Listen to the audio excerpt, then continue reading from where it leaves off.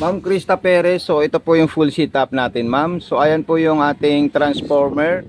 Doon po natin isasaksak yung wire natin ma'am at saka dito sa gilid. Then i-on natin siya ma'am, ayan. So magkakaroon po siya dito ng power receiver. Ayan po siya ma'am. Then sunod na gagawin natin ma'am, maglalagay po tayo ng sinulid sa itaas. At sundan nyo na lang po kasi hindi ko na po yan tatanggalin. At saka yung previous niya po ma'am, kompleto po siya. May pa-previous din na akong rainbow na sinulid, bobbing, needle, at saka attachment for button holder kasi gusto ko makita mo kung paano po tayo gagawa ng button holder po ma'am. Napaka-solid at napakaganda po ito ma'am. Dito po natin ilalagay yung butones na bilog. Okay, so gagawa muna natin ng full video kung paano po tayo maglalagay ng sinulid po ma'am. Ayan, bantayan nyo lang po siya ma'am para ma-familiar nyo po kung paano po tayo maglalagay ng sinulid po ma'am. Okay, so unang-una po ma'am, ilalagay ko po ito sa itaas, iangat ko po siya. Then kukunin ko po yung sinulid ko na nandito.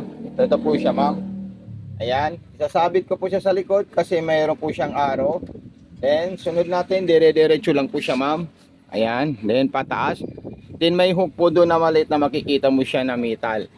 Okay, so ayan po siya. Itataas mo lang siya ng konti po ma'am para maisabit mo po siya. Then dire-diretso na po dito ma'am. Ayan. Okay, pag naisabit mo dito sa maliit na spring, ipapasok mo na po siya sa butas ng karayom po ma'am. Okay po ma'am, then isusunod naman po natin ma'am yung paglalagay natin ng bobbing sa ilalim. So meron po tayong indicator siya dito ma'am. Itaas natin ito ulit, i-open natin ito ma'am. Ayan, pagka ma-open natin yan, kukunin natin yung bobbing. So ito po yung bobbing natin ma'am. Ayan, napaka-solid po yan. So ito po siya. Then kung gusto mo lagyan siya ng sinulid, magpupundo po tayo. Ipapatong natin dito yan ma'am. Itutulak natin doon, itatali natin yung sinulid at pipindutin natin yung kulay pink. Ayan po siya ma'am, ayan. Ganyan po siya. Pag puno na po siya, tsaka loaded, stop mo siya, tapos tanggalin mo ulit, then ilagay nyo po siya ma'am doon sa lagayan niya sa baba po ma'am. Ayan, ito po siya ma'am. Abangan nyo lang po yung sinulid, then may nakaukit po na ganun position. Ilalagay nyo lang po ito ma'am, Trixie. So ayan po siya, ayan. Then wag nyo po kalimutan hawakan itong sinulid ng galing sa karayom para ma-pick up niya po yung sinulid ng galing sa bobbing. So ganito po yung gagawin nyo po ma'am. Ayan. Para mas maano nyo po siya, ikutin nyo po ito ng pa-forward po ma'am. Habang hawak nyo po yung sinulid natin, ikutin natin yan. So ayun po yung dalawang sinulid. Magsasama po silang dalawa. Ayan. Pag nakita mong sama silang dalawa, okay na po yan. Huwag po kayo ma'am Krista mag-ikot ng pa-forward. Bawal po yun. Dapat pababa po siya. Ayan. Pagkatapos nyan, lalagyan natin doon. At isasarado natin ito ma'am. Ayan. Okay. So ilalagay po natin yan ma'am. Then tatahin natin yan ma'am kung anong gusto natin mga design. So dito po tayo kukuha ma'am itong dalawang arrow. Ito namang orange at saka blue.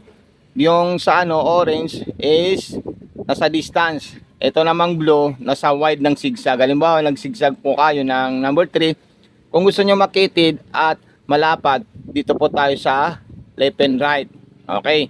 Kung gusto naman po malalayo yung agwat, dito tayo sa orange na up and down. So ganun lang po siya ma'am. Kadaling gamitin itong sewing machine natin. So ayan po ma'am, nasa 0-0 po tayo, straight line. Pero yung distance natin 2.5 or 25. Then masinsin po siya ma'am. So ayan po siya ma'am. Okay.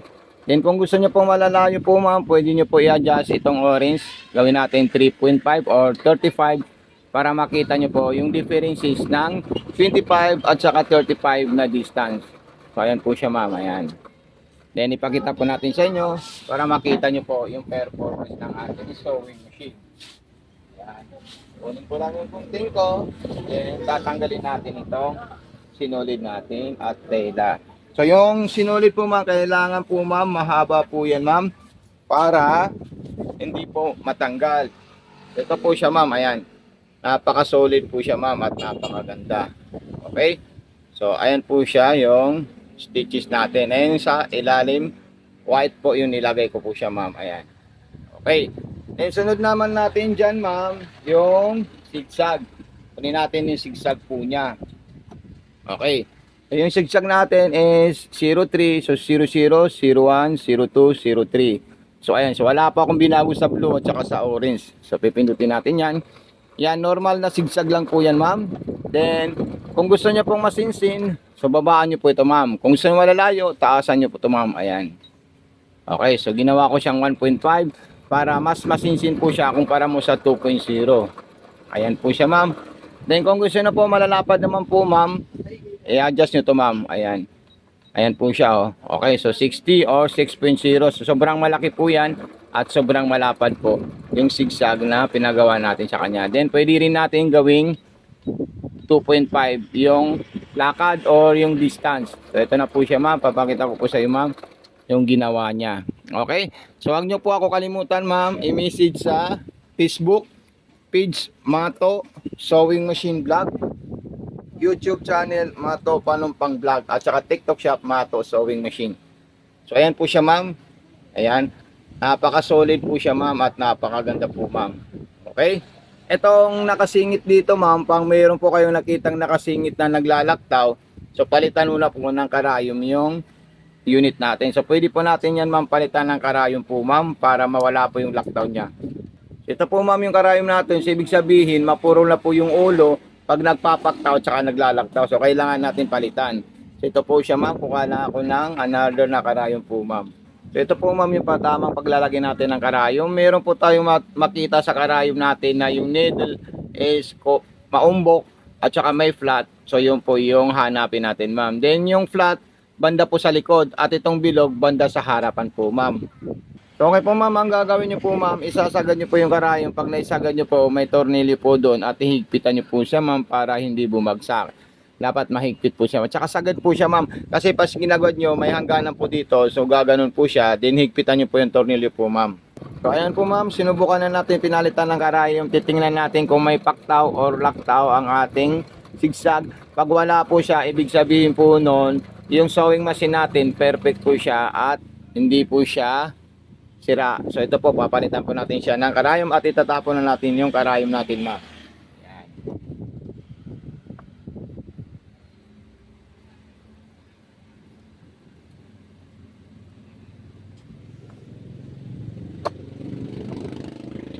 Then pag kukuha po tayo, ma'am, ng mga design natin, so ilalagay natin sa 20. So ayan po siya, ma'am. Bababaan po natin yan para makapag-embroidery po tayo. So ayan po siya, ma'am. Then, embroidery na po yung papagawa natin sa ating sewing machine po, ma'am. Ayan, napaka-solid po siya at napakaganda po yung napili yung sewing machine po, ma'am.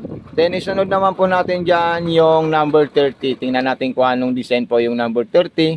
So, ayan po siya. Ayan. So, napaka-solid po yan, ma'am, at napakagandang sewing machine yung napili nyo.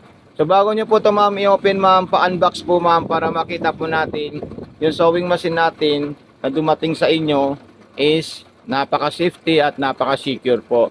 At pagkatapos nyo po yan box at i-video po, ma'am, sa paggamit at sa pag-open, ang gawin nyo po, i-share nyo po sa ating TikTok para marami pong makakita at kumalat po sa buong TikTok shop yung ating shop na legit po tayo na nagtitinda po, ma'am Krista R. Perez. So maraming salamat sa iyo, ma'am. So napaka-solid po yung ating sewing machine at napakaganda po siya, ma'am. So ito po siya, ma'am. Ayan, yung ginawa niyang design. So ito na po yung sa likod. Din gagawa po tayo ng button holder niya po, ma'am. Ang paggawa ng button holder, pipindutin niyo po yung long press ng pressure foot para matanggal po ito, ma'am. So ayan po siya, ma'am. Natanggal na po yung pressure foot natin sa lahat ng design embroidery niya. So ito yung ilalagay natin, ma'am. Lalagyan natin yan ng butones para makita niyo po, ma'am. Okay? Para sukat po ng butones natin. Yung pang button holder natin, 35 hanggang 39 po, ma'am. Lahat po yan nabubuo niya at nagagawa niya po, ma'am. So, ma'am Krista Perez, so ito po yung butones natin. Nakikita niyo po ba? So, masyadong maliwanag. So, i-guide ko lang po siya, ma'am. Ayan, so ganyan po siya. Nakalagay na po dyan yung butones natin. Okay, so yun po yung gagawin niya po, ma'am. Kaya lang, kailangan natin tanggalin yung butones. Okay? So, lalagay po natin yan, ma'am, para makita niyo po siya kung paano nyo po isi-set up sa pangwalis at pang button holder po, ma'am. So ito po siya, ma'am. Ayan.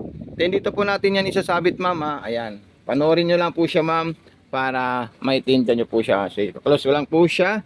Then ibababa ko po yung lifter natin. Ayan po siya, ma'am. Ayan. Pag naibaba ko po siya, ma'am, kunin ko lang yung sinulid na dalawa. At pag nakuha ko po yun, then ibababa ko po yung thread guide niya. So ayan po yung thread guide, ma'am. Meron po siyang thread guide sa button holder. Ito po siya. Nakatago po yun, ma'am. Nakaganyan po siya. So, kailangan nyo po siya ilagay sa gitna na mayroong kalahati na nakaganyan. So, dapat dito po yung guide sa gitna niya. Ito po siya. Unahan at saka likod, pero sa gitna po siya, ma'am. Okay? So, ito na po siya, ma'am. Ayan, lalagay ko na po yan para mabuo natin yung button holder na ipapagawa natin sa kanya. Then, ibaba natin yun, ma'am. Then, kunin natin yung button holder na 34, 30, 31, 32, 33, 34. Then, pindutin nyo na po ito, ma'am. So, automatic na po yan, ma'am. Nagagawa po siya ng button holder, ma'am. Ayan. Okay. Then, pag natapos niya po yan, ma'am, siya na po yung usang hihinto para mabuo niya po yung button holder natin, ma'am. Ayan, napaka-solid po yan at napakaganda at pangmalakasan na sewing machine with embroidery na po itong Jaguar brand natin na napili nyo po, ma'am. Okay? So, i-check nyo lang po siya, ma'am, kung gaano kaganda yung button holder na ginawa niya. Napaka-solid po siya, ma'am. Okay. Ito. Tapos, itataas po natin yan, ma'am. Then, itaas rin natin ito at tanggalin natin ito, ma'am. Okay. So, ito po siya, ma'am, yung ordinaryong button holder natin. Napaka-solid at napakaganda. So, back to back po yan, ma'am. Then, susunod natin, yung lollipop, 36. Okay, 36 po ang gagawin natin. 34, 35, 36. So, ilalagay natin ito ulit, ma'am. Para makita nyo po siya, ma'am. Okay.